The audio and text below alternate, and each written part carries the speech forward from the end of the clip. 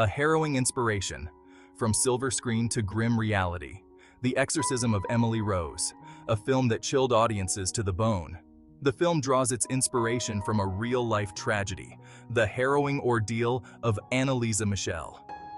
Anneliese Michel was a young woman from Germany, seemingly ordinary in every way.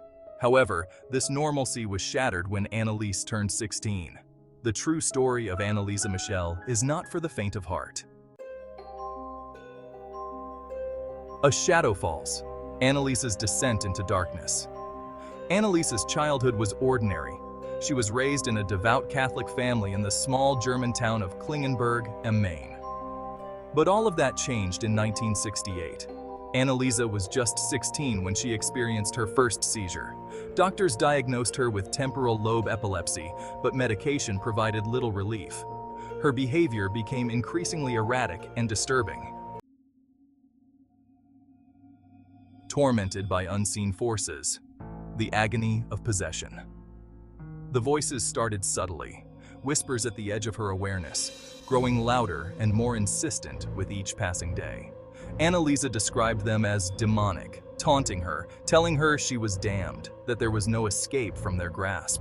The hallucinations grew more vivid, more terrifying, invading her every waking moment and haunting her dreams.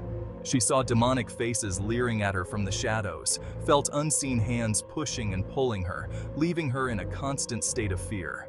Her behavior became increasingly disturbing, erratic, and unpredictable, alarming those around her.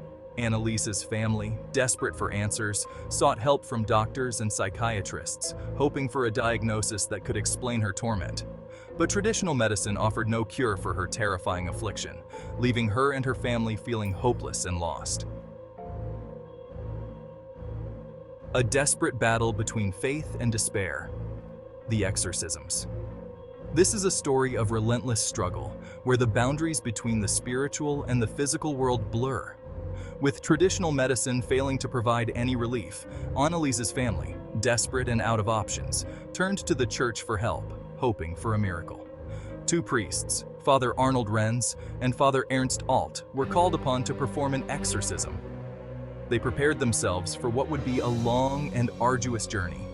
Over the course of 10 grueling months, Anneliese endured 67 exorcism rites, each more intense than the last, testing her faith and resilience. The priests, armed with prayers, holy water, and crucifixes, engaged in a spiritual battle, invoking the power of their faith to combat the darkness they believed had taken hold of Anneliese.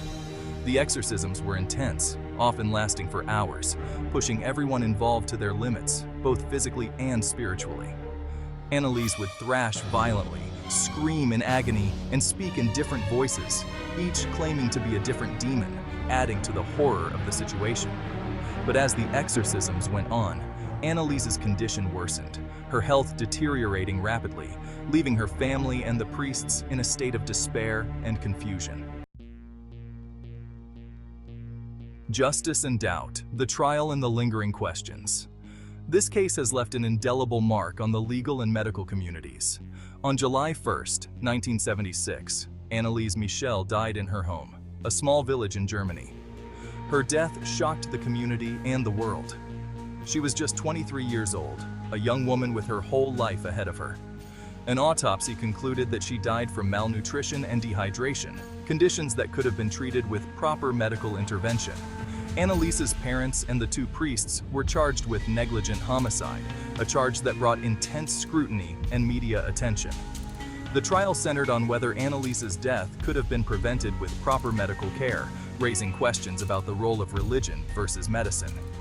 The prosecution argued that Anneliese's symptoms were a result of mental illness, not demonic possession, and that she needed psychiatric help. The case of Anneliese Michel remains a subject of debate to this day, sparking discussions on mental health, religious beliefs, and the responsibilities of caregivers.